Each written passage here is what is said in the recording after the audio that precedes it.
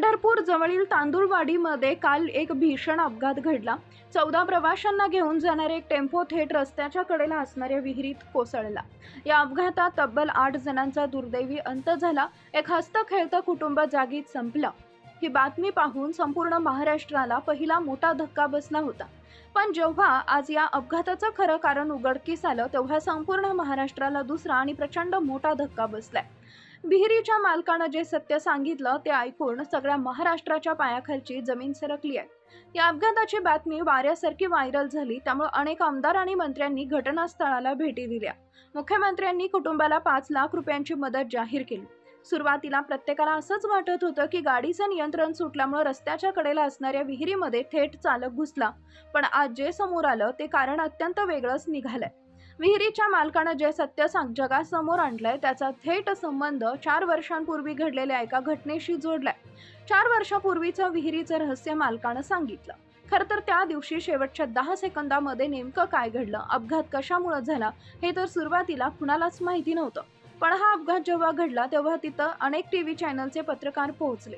तेव्हा सगळ्यात आधी तिथे एक माणूस असा सापडला ज्यानं विहिरीत पडताना गाडी स्वतःच्या जीवाची पर्वा न करता पाण्यात उडी मारली होती। खरं तर हा टेम्पो पाण्यात पडत होता, त्याच वेळेस तिथून एक माणूस चालला होता। त्यानं टेम्पो पडताना पाहिला, त्यानं उडी मारली, पण 5 जणांना त्यानं वाचवण्यासाठी मोठे प्रयत्न केले। जेव्हा या धाडसी तरुणाची मुलाखत समोर आली तेव्हा संपूर्ण महाराष्ट्रातून कौतुकाचा वर्षाव होऊ लागला। पण याच कौतुकादरम्यान त्याने एक असा वेगळाच खुलासा सांगितला की ज्यानं सगळ्यांच्या काळजाचा ठोका चुकला। पण तेवढ्यात खरा धक्का तेव्हा बसला जेव्हा आज या विहिरीच्या मालकाची मुलाखत समोर आली। कारण विहीर मालकानं 4 वर्षापूर्वी या विहिरीच्या बाबतीत एक अशी घटना सांगितली, एक असा प्रसंग सांगितला की ज्याचं कनेक्शन या भीषण अपघातासोबत अगदी घट्ट बसलंय। मग नेमकं त्या दिवशी काय घडलं होतं, शेवटच्या 10 सेकंदात त्या ड्रायव्हर सोबत नक्की काय झालं, टेम्पो विहिरीत पडल्यानंतर ज्या व्यक्तीनं ताबडतोब उडी मारली त्याला पाण्याच्या आत नेमकं शेवटी काय दिसलं, विहिरीच्या मालकानं लपवून ठेवलेलं ते 4 वर्षापूर्वीचं रहस्य नेमकं काय आहे, चला जाणून घेऊया आजच्या या संपूर्ण आणि सविस्तर स्पेशल रिपोर्टमध्ये। एक घटना पंढरपूरच्या एका छोट्याशा गावातून समोर आली, जिथं अचानक एक भरधाव टेम्पो रस्त्याच्या कडेच्या विहिरीमध्ये जाऊन पडला। 14 जण होते, त्यापैकी 8 जणांचा अंत झाला। खरं तर ही जी घटना आहे याचं कारण सुरुवातीला चालकाचा ताबा सुटला असं सांगण्यात आलं, पण ही टेम्पो पडल्यानंतर एका व्यक्तीनं वाचवण्याचा प्रयत्न केला होता। टेम्पो पडता ज्यानं उडी मारली त्याची मुलाखत समोर आली, पण आज विहिरीच्या मालकानं जे सत्य सांगितलं, जे रहस्य सांगितलं, त्यानं सगळं चित्र त्याचं बदललं। खरं तर या घटनेची सुरुवात एका दिवस आधीपासूनच झाली होती। सोलापूर जिल्ह्यातील पंढरपूर तालुक्यातील रांजणी गावात राहणारं चौगुले कुटुंब आणि त्यांचे काही जवळचे नातेवाईक ग्रामस्थ मिळून एका धार्मिक प्रवासाला निघाले होते। घरात आनंदाचं आणि उत्साहाचं वातावरण, लहान मुलांचे चेहरे आनंदानं नटले होते। महिलांनी पारंपरिक पोशाख केला। घरातल्या मोठ्या माणसांच्या चेहऱ्यावर एक वेगळं समाधान। मसवड येथील प्रसिद्ध सिद्धनाथाच्या दर्शनाला जाण्याचं त्यांनी निश्चित केलं। सिद्धनाथ हे या भागातील अनेकांचं कुलदैवत, श्रद्धेचं स्थान।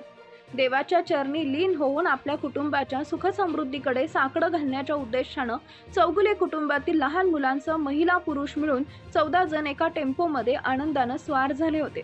त्यांनी मसवडला जाऊन सिद्धनाथाचं अतिशय प्रसन्न वातावरणात दर्शन घेतलं।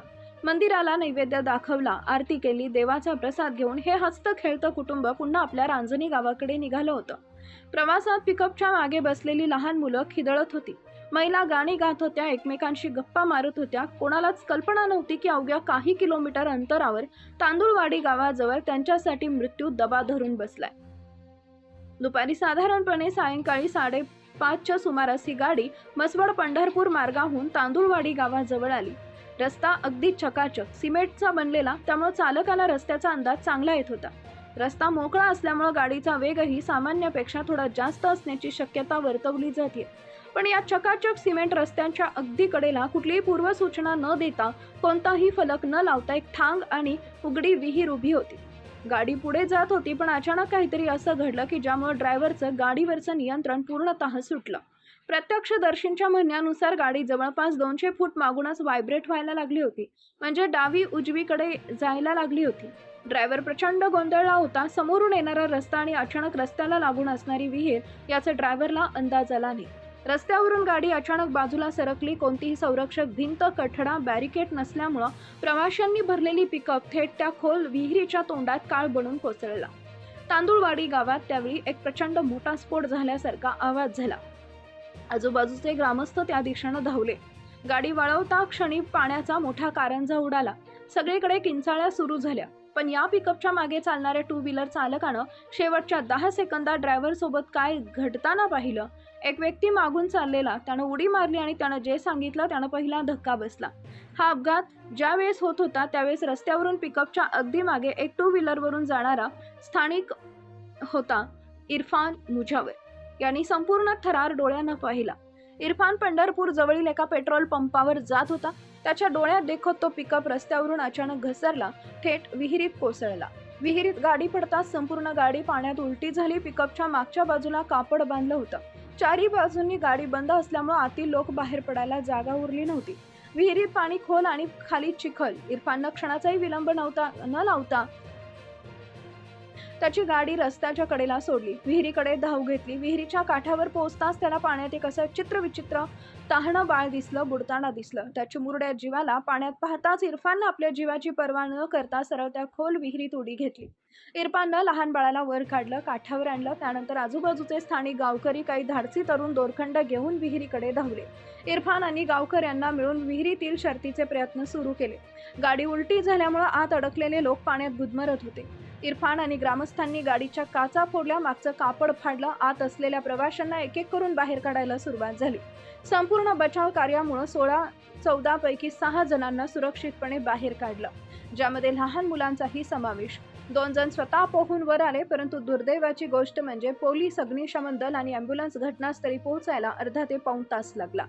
जर प्रशासकीय यंत्रणा वेळेवर पोहोचली असती तर कदाचित जणांचे प्राण वाचू शकले असते। अखेर JCB हायड्रा मशीनच्या सहाय्यानं गाडी बाहेर काढण्यात आली। तोपर्यंत 7 महिला आणि एक बाळ हे त्या ठिकाणी ठार झाले होते।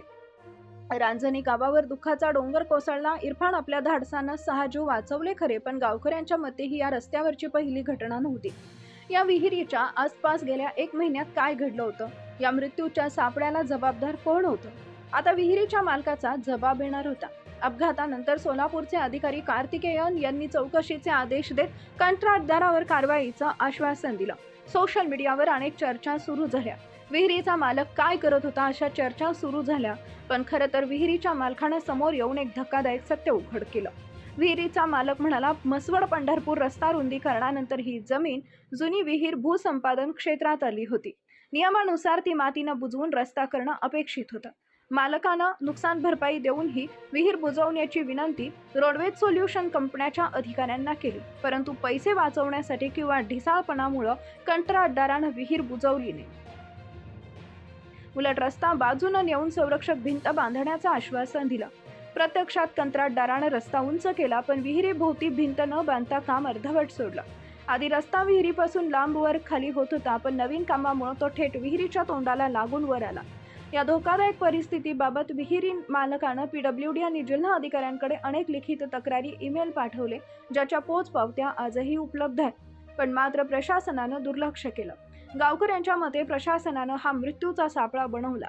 धक्कादायक म्हणजे अवघ्या 15 ते 20 दिवसांपूर्वी एक पिकअप गाडी याच विहिरीत कोसळली होती।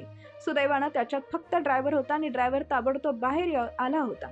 गाडीत प्रवासी नसल्यानं मोठी जीवितहानी टळली। या अपघाताला महामार्ग अधिकारी आणि कंत्राटदारच जबाबदार आहे अशी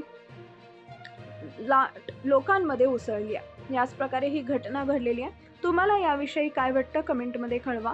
चॅनलला नवीन असाल तर सबस्क्राईब करा। धन्यवाद।